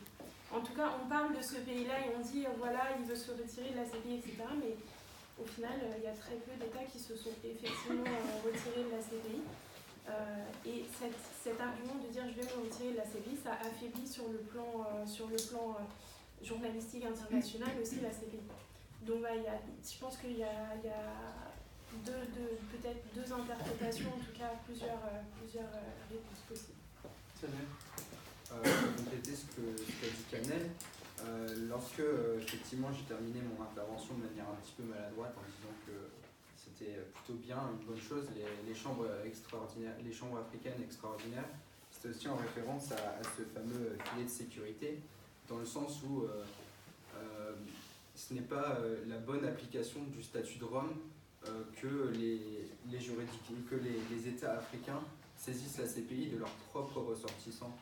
À vrai dire, quand on voit par exemple, quand on a vu l'affaire par exemple Al-Mahdi, c'était le Mali lui-même qui avait saisi la CPI pour l'examen de son propre ressortissant. C'est bien la preuve qu'il y a aussi un manque de moyens des juridictions dans ces pays-là. Et alors là, l'institution de ces juridictions sénégalaises, mais avec l'accord de l'Union africaine, c'est aussi un pas en avant qui est fait pour redonner des moyens aux juridictions africaines et peut-être en finir avec, comme vous dites, cet acharnement de la CPI envers les juridictions africaines. Je complète juste, voilà, désolée par rapport à ça, c'est que effectivement, comme je l'ai dit, il y a beaucoup d'États africains qui n'ont pas les moyens d'un point de vue judiciaire pour juger à l'intérieur de leur pays. Et ce qui se passe, c'est qu'on voit que les dernières, ce qu'on appelle juridictions hybrides ou mixtes, qui se sont créées, c'est laisser vraiment des institutions qui sont en Afrique. Là, pour vous donner un ordre d'idée, la dernière juridiction mixte qui a été créée, elle a été créée en République centrafricaine en 2015. Et donc du coup, c'est aussi pour aider les pays africains à se doter d'un système judiciaire qui pourrait mêler leurs propres jeux, leurs propres droits, et en même temps y ajouter des notions de droit international, notamment sur les crimes internationaux. Donc cette idée d'acharnement contre l'Afrique, oui et non, parce que la CPI fait aussi tout, en tout cas pas l'Afrique, mais le système pénal international fait tout aussi pour aider les pays africains à se doter d'un système qui leur permettrait de pouvoir juger eux-mêmes leurs propres ressortissants. Pour la question sur... est-ce qu'on a un exemple de levier de négociation de protection? Sinon les accords du rapport. Oui, alors, pour les négociations, alors, là, il y a plusieurs biais, il y a le bilatéral et le multilatéral. Nous, en tant que think tank, on n'est pas du tout on n'est pas du tout impliqué à ce niveau et on n'a pas d'informations sur cette façon de procéder. Sans doute que les négociations à ce jour sont totalement stériles, parce que sinon on aurait eu des signaux positifs, alors qu'au contraire, en fin d'année dernière, les États-Unis ont taclé sévèrement la CPI, l'UNESCO.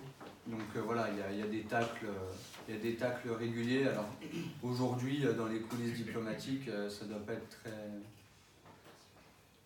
très vert. Oui, merci. Et sur les attentes, il y a quelqu'un qui veut... Tu veux rebondir, tu vois? Par rapport aux négociations, j'avoue qu'en fait, en gros, les États-Unis veulent réellement contrôler la Cour pénale internationale, c'est ça le but. Hein. À la conférence de révision de Kampala de juin 2010 encore, ils étaient là, ils ont envoyé le secrétaire d'État, j'oublie un peu son nom, où il faisait des propositions d'amendements au statut qui vont uniquement dans leur intérêt. Du coup, ça n'a pas été adopté. Les États-Unis, leur souci, c'est de contrôler une sorte d'hégémonie unilatérale qui, pour moi, qui constitue toujours le problème. C'est ça. Sur les attentes du rapport, alors comme tout assaut qui sort un rapport, l'objectif c'est d'abord premièrement qu'il soit lu au maximum par tout public, aussi bien au niveau des étudiants que des professionnels. Donc par professionnels, les journalistes, des responsables d'autres associations, de think tanks, d'ONG, des avocats, du monde de la justice de manière générale. Donc on a des ressorts assez importants pour diffuser le rapport dans les réseaux internes de la justice pénale internationale. En fait, ce rapport, le travail autour de ce rapport, il tourne en 3 phases. On a achevé les 2 premières. La première phase, c'était la rédaction, bien entendu. La seconde, aujourd'hui, la présentation publique, avec contenu vidéo à l'appui. Et la troisième, qui va être discrète, et c'est là que le travail de lobbying va commencer, c'est l'influence dans les réseaux au cours de rencontres qu'on va effectuer et lors des événements internationaux auxquels on va participer. Ah oui, et la question de Léna, est-ce que tu peux la répéter s'il te plaît? Au mois de septembre, et pendant au discours de l'Assemblée générale de l'ONU, il y a 5 pays latino-américains qui sont l'Argentine, le Chili, le Pérou, le Paraguay et j'ai oublié le dernier, qui ont annoncé vouloir ouvrir une enquête auprès de la Cour pénale internationale contre le gouvernement de Maduro au Venezuela. Et c'est la première fois que d'autres pays demandent l'ouverture d'une enquête, puisque d'habitude, comme vous l'avez dit, c'est des ONG ou le Conseil de sécurité. Du coup, ma question c'est pourquoi est-ce qu'on en est un petit peu arrivé là? Pourquoi est-ce que ça n'a pas été ouvert auparavant? Et c'était aussi pour rebondir sur le fait que tu disais que c'était pas géopolitique, c'était pas un outil géopolitique, alors que là, justement, en termes de territoire, c'est vraiment des pays latino-américains qui ont dit ça, quoi. Et dans ce cadre-là, on vise qui? On vise des individus en particulier ou... Parce que la CPI ne juge que des individus. Oui, le président Maduro. D'accord. J'ai pas d'exemple, enfin de compétences nécessaires pour répondre à cette question précise. Là encore, même s'il y a une question territoriale derrière, la Cour pénale internationale ici, elle est plutôt utilisée en tant que menace. C'est pas grâce à la Cour pénale internationale qu'un jour on va voir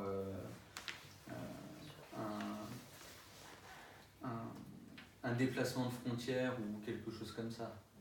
C'est-à-dire que la Cour pénale internationale, on brandit la menace de sa saisine pour des objectifs diplomatiques, médiatiques, parce que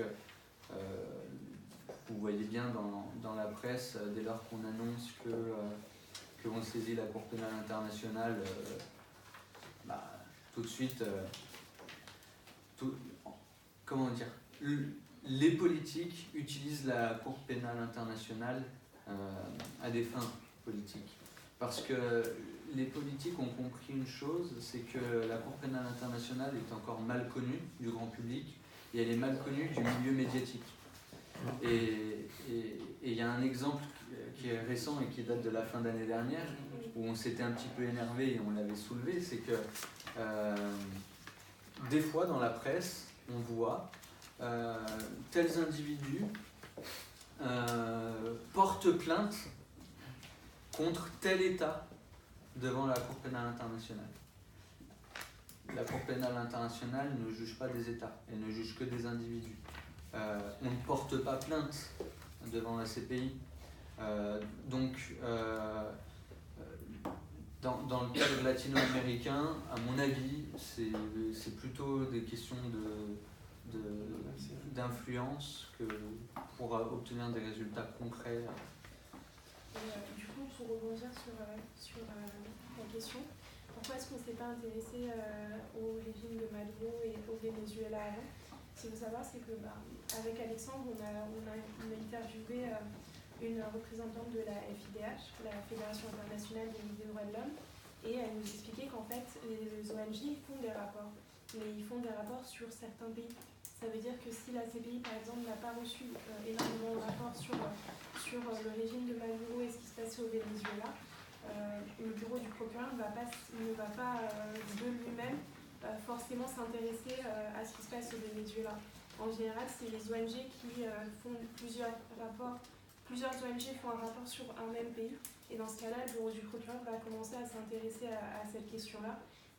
C'est vraiment rare que ce soit dans le sens où, en tout cas, dans ce cas-là, c'est parce que les médias, au niveau des médias internationaux, on rapporte par exemple en Afrique, je prends l'exemple, République démocratique du Congo, il y a eu beaucoup de génocides dans certaines régions récemment de la RDC.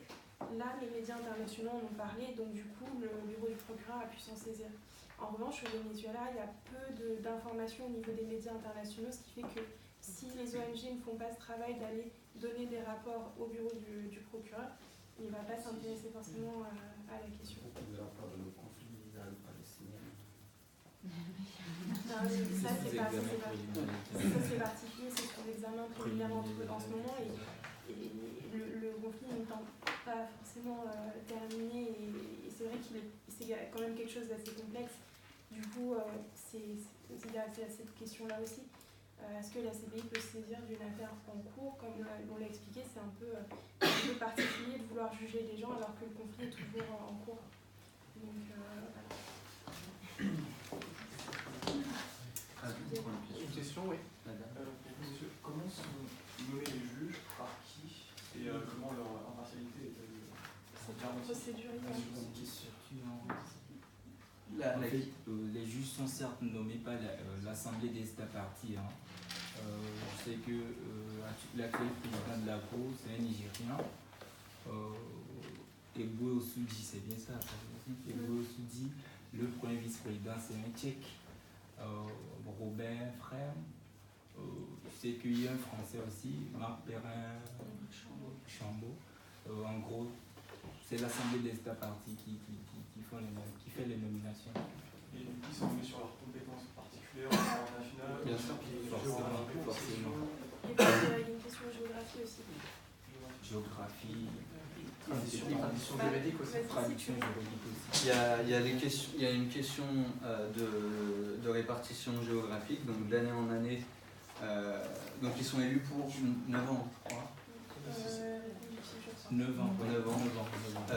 Et à chaque fois, selon des répartitions géographiques précises, selon leurs compétences et leur expérience, évidemment.